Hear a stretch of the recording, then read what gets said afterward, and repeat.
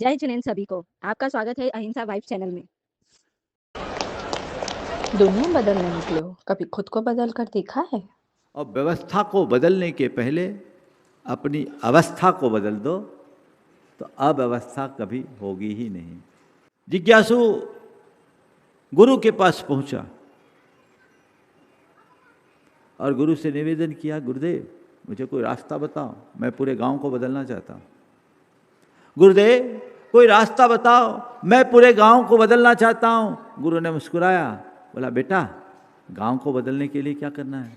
कुछ नहीं, तो अपने घर को बदल, और घर को बदलने के लिए कुछ नहीं करना, अपनी सोच को बदल दे, अपने घट को बदल दे। तेरा घट बदलेगा तो घर बदलेगा, घर बदलेगा तो गांव बदलेगा, गांव बदलेगा समाज बदलेगा, समाज बदलेगा तो संसार बदल जाएगा।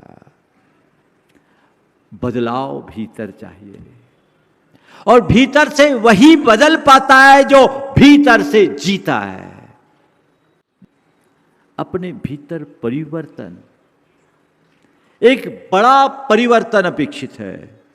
हम लोग प्रायः एक दूसरे का अनुकरण करके चीजें सीख लेते हैं और कुछ बदलाव ले आते हैं, लेकिन ये बदलाव बड़ा उथला होता है और अल्पकालिक होता है। किसी की प्रेरणा या किसी के अनुकरण से हम आंशिक बदलाव लाते हैं, पर यथार्थ बदलाव तब होता है जब भीतर बदलता है। 3 स्थितियां हैं: वृत्ति, प्रवृत्ति और परिणाम। हम लोग प्रायः परिणामों को देखकर प्रवृत्ति को बदलना चाहते हैं। किसी चीज का रिजल्ट खराब दिखता है, अपनी प्रवृत्ति बदलते हैं। लेकिन प्रवृत्ति बदलने मात्र से काम नहीं होगा जब तक कि अंदर की वृत्ति न बदले, मनोवृत्ति न बदले, चाहे वह लोक जीवन की बात हो या लोकोत्तर साधना की। कई बार हम लोग धर्म के मार्ग में भी आगे चलते हुए ऊपर से तो बदल जाते हैं, लेकिन भीतर जैसा बदलाव चाहिए वो नहीं दिखता। हमारा जीवन कोई सामान्य जीवन नहीं है, हमारा जीवन एक साधना है रूपांतरण की, और वो रूपांतरण भीतर से होना चाहिए। हमारी सोच में बदलाव होना चाहिए, हमारे चिंतन धारा में परिवर्तन होना चाहिए। अपने अंतर उतर करके देखो कि मेरे अंदर के जो दोष और दुर्बलताएं हैं वे कैसे हैं। ये दोष और दुर्बलताएं 2 तरह की है, एक प्रवृत्तिगत, एक मनोवृत्तिगत। प्रवृत्तिगत दोष और दुर्बलताएं दूसरों को दिख जाती है, पर मनोवृत्तिगत जो दोष है, दुर्बलताएं हैं, दुर्भावनाएं हैं, वो खुद को ही पता लगता है, दूसरों को नहीं। मेरी प्रवृत्ति कैसे है, इससे मेरी छवि बनती है, लेकिन मेरी मनोवृत्ति से मेरी चेतना संवरती है। लोग अपनी छवि सुधारने के लिए तो तत्परता दिखा देते हैं, अपनी चेतना के परिष्कार के लिए बहुत कम ध्यान दे पाते हैं। उसके लिए अपने मनोवृत्ति में झांक करके देखो कि मेरी सोच का स्तर क्या है, मेरी चिंतन की धारा कैसी है, मेरी चेतना की स्थिति कैसी है। वहां मैं विकृति से भरा हूं या उसमें कुछ विशुद्धि का संचार हुआ है। यदि उस दिशा में हम कुछ चिंतन करते हैं, विचार करते हैं, तो जो बदलाव होता है वो व्यापक, स्थायी और प्रभावकारी होता है। एक आदमी एक पंगत में गया, गुरुदेव के मुख से सुना उदाहरण याद आ गया। पंगत में गया, संयोग से उस पंगत में केवल आलू की सब्जी बनी थी। अब सामने वाला बड़ा उलझन में पड़ गया कि भैया हमारे यहाँ आलू ही बना है और आपको भोजन भी कराना है, अब क्या करूँ, कुछ समझ में नहीं आ रहा है।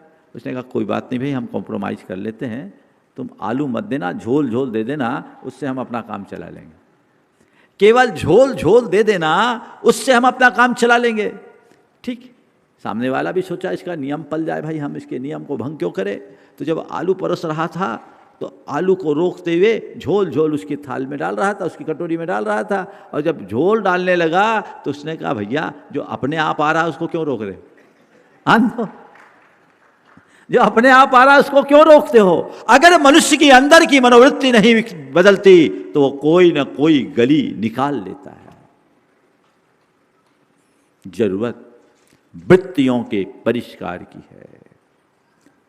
जियो भीतर से, अपनी वृत्तियों को बदलो, अपनी मनोवृत्ति को बदलो, अपनी सोच की धारा को बदलो, अपने चिंतन की दिशा को परिवर्तित करो। जब तुम भीतर से बदलोगे तो सारी दुनिया में भी परिवर्तन दिखेगा। हमारे यहाँ एक बहुत पुरानी कहावत है, जैसी दृष्टि वैसी सृष्टि। तुम्हारे भीतर क्या है सब कुछ वैसा होता है। दो प्रसंग मेरे मानस में उभर रहा है, एक महाभारत का और एक रामायण का। दोनों से बात को आगे बढ़ाता हूं। द्रोणाचार्य कौरवों और पांडवों को सरसंधान करा रहे थे जंगल में। अचानक दिन ढलने की स्थिति आई तो उन्होंने दुर्योधन को बोला, जाओ जाकर के देखो पास के गांव के लोग कैसे हैं, ये गांव अपने रात्रि विश्राम के लिए कैसा होगा। दुर्योधन लौट कर क्या आया, कहा गुरुदेव ये गांव बहुत बेकार है, यहाँ के सारे लोग बड़े धूर्त और मक्कार हैं, मुझे एक भी आदमी ढंग का नहीं मिला, सब के सब धूर्त और मक्कार। ठीक, द्रोणाचार्य ने सुन लिया। थोड़ी देर बाद युधिष्ठिर को उसी गांव में भेजा। युधिष्ठिर गांव घूम के आए, कहा गुरुदेव बहुत अच्छा गांव है, गांव के लोग बड़े सभ्य और सरल हैं, अतिथि सत्कार को अपना परम धर्म मानते हैं, अपने लिए बहुत अच्छा होगा, सब बहुत अच्छे लोग हैं, बड़े उदार लोग हैं। गांव एक ही, दुर्योधन को सब धूर्त और मक्कार दिखे क्योंकि उसके हृदय में धूर्तता और मक्कारी भरी थी, और युधिष्ठिर को सब धर्मी और उदार देखें क्योंकि उनका चित्त धर्म और उदारता से संपन्न था। तुम्हारी दृष्टि यदि दुर्योधन जैसी होगी तो तुम्हें सब बुरा बुरा ही दिखेगा, और यदि तुम्हारी दृष्टि युधिष्ठिर जैसी होगी तो तुम्हें सब अच्छा अच्छा ही दिखेगा। आपके चश्मे में यदि धूल लगी हो तो क्या होता है, सब धुंधला धुंधला दिखता है ना। चीजें धुंधली नहीं होती, दृष्टि धुंधली हो जाती है। संत कहते चीजों को साफ करने में अपनी शक्ति खपाने की जगह कांच को साफ कर लो, चीजें अपने आप साफ हो जाएगी। दुनिया को बदलने की जगह अपनी दृष्टि को बदल दो, दुनिया अपने आप बदल जाएगी। जब हम दूसरों को देखते हैं तो शिकायतें और अपेक्षाएं बढ़ती है जो हमें दुखी करती है, और जब अपने भीतर देखते हैं तो हमारे मन में संतुष्टि और संभावनाएं दिखती है, सब चीजें अच्छी हो जाती है। बदलाव ऐसे ही होता है। जब रामायण पूरा हो गया, एक साधुवाद समारोह चल रहा था लंका विजय के बाद। सारे जितने भी बड़े बड़े वीर योद्धा थे वे अपने युद्ध के पौरस की गाथाएं सुना रहे थे। उसी मध्य हनुमान जी ने अपनी गौरव गाथा सुनाते हुए जब बात की और लंका जाने की, सीता के शोध की, लंका जलाने की चर्चा करते करते अशोक वाटिका की बात की। उन्होंने कहा लंका सोने की थी, मैंने उसे भस्म कर दिया। अशोक वाटिका बड़ी अद्भुत वाटिका थी, मानो दिव्य स्वर्ग ही हो। पर उसकी एक विशेषता थी, वहां जितने भी फूल थे सबके सब लाल थे। जितने भी फूल थे सबके सब लाल थे। सीता जी वहीं बैठी थी। उनने हनुमान को टोकते हुए कहा, हनुमान क्या बोल रहे हो, तुम तो थोड़ी देर के लिए आए, मैं तो वहां लंबे समय तक रही, मुझे तो वहां एक भी लाल फूल नहीं दिखे, सबके सब सफेद थे।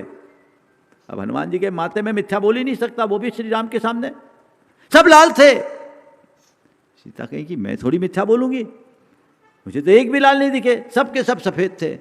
रामचंद्र जी ने बीच में हस्तक्षेप करते हुए कहा, उलझो मत, दोनों सही हो, उलझो मत, दोनों सही हो।